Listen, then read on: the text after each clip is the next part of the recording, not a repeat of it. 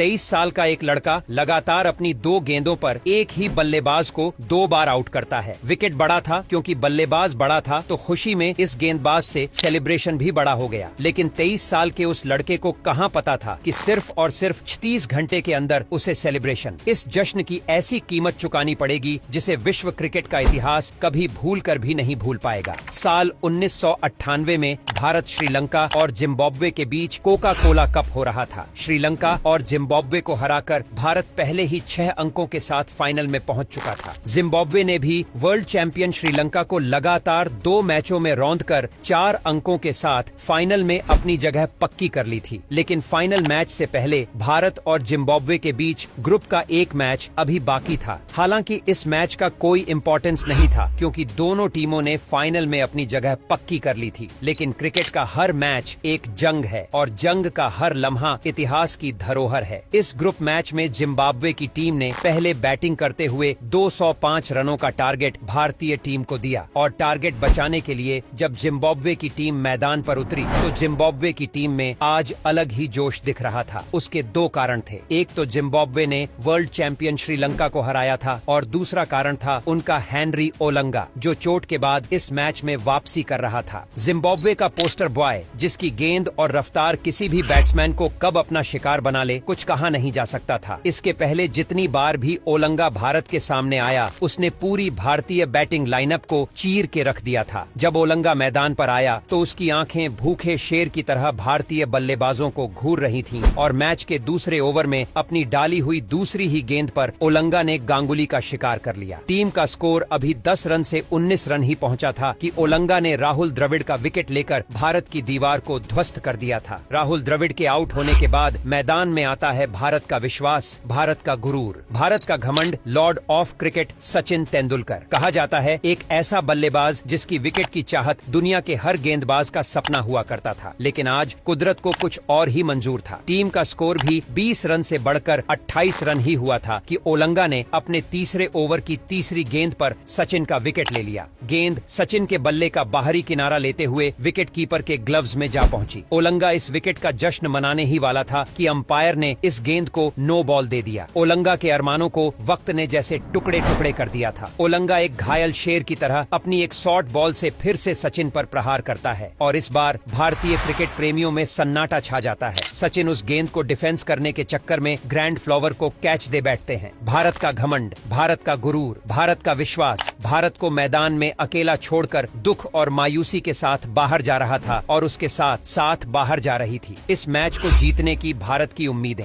सचिन जब बाहर जा रहे थे तो ओलंगा का जश्न इतना बड़ा था और इस जश्न में की गई हरकत इतनी घटिया थी जो सचिन को अंदर तक झकझोर कर रख देती है, क्योंकि ओलंगा जाते हुए सचिन को बुरी तरह से आंखें तरेरता है। जैसे ओलंगा की घूरती हुई आंखें सचिन से कह रही हूँ, होगे तुम महान बल्लेबाज औरों उनके लिए। लेकिन जब सामने गेंदबाज हेनरी ओलंगा हो तो विकेट देकर आंखें झुकाकर चुपचाप निकल लिया करो। ओलंगा को शायद नहीं पता था कि आंखें भी बोलती हैं, आंखें भी बातें करती हैं और आंखें भी चिल्लाती हैं और ओलंगा की आंखों का शोर सचिन के जहन तक पहुंचकर सचिन को परेशान कर रहा था। रास्ते में मिले जडेजा ने सचिन का मूड लाइट करने की कोशिश में कहा, क्या सर आज खेलने का मूड नहीं था क्या? उस वक्त सचिन ने जडेजा से बस इतना ही कहा, बस अगले मैच तक रुको। अगला मैच मतलब इस टूर्नामेंट का फाइनल मैच जो इस मैच के सिर्फ 36 घंटे बाद प्रारंभ होने वाला था। सचिन ने बाद में खुद बताया कि ये 36 घंटे उनके जिंदगी के सबसे लंबे 36 घंटे थे। सचिन पवेलियन में लौटने के बाद सीधे नेट्स में प्रैक्टिस के लिए चले गए और वहां सचिन करीब 1 घंटे से ऊपर बाउंसर और शॉर्ट बॉल के ऊपर प्रैक्टिस करते रहे और प्रैक्टिस के बाद जब सचिन अपने कमरे में लौटे तब तक ओलंगा ने भारत के टॉप ऑर्डर को ध्वस्त करते हुए 4 विकेट लेकर मैच जिम्बाब्वे की झोली में डाल दिया था। भारत 47.4 ओवर में 192 रन बनाकर ऑल आउट हो चुका था। हेनरी ओलंगा भारत के लिए कहर बनते हुए प्लेयर ऑफ द मैच बना था। सचिन अपने होटल रूम में बैठकर बार बार उसी गेंद को विजुअलाइज कर रहे थे। वस्तुतः उस गेंद ने सचिन को परेशान कर रखा था। सचिन के तरकश में हर वो तीर था जो किसी भी गेंदबाज को धराशायी कर दे, लेकिन ओलंगा की उस एक गेंद ने जिस पर सचिन लगातार 2 बार आउट हुए थे, सचिन के जहन में कुछ सवाल छोड़ दिए थे। पूरी रात सचिन की आंखों से नींद गायब थी। करवटें बदलकर सचिन ने किसी तरह से अपनी रात काटी और सुबह होते ही सचिन उस सवाल के जवाब के लिए नेट प्रैक्टिस के लिए चले गए। उधर जिम्बाब्वे के खेमे में ओलंगा को लेकर सचिन के इर्द गिर्द एक चक्रव्यूह तैयार किया जा रहा था। मैच शुरू होने से पहले ओलंगा एक बार फिर सचिन का शिकार करने का सपना देख रहा था। वहीं सचिन से वक्त काटे नहीं कट रहा था। सचिन बेचैन थे। उनकी नजर बार बार जाकर घड़ी की सुइयों से सवाल पूछ रही थी, अभी और कितना टाइम लगाओगे तुम लोग? खैर, वक्त कहाँ ठहरता है।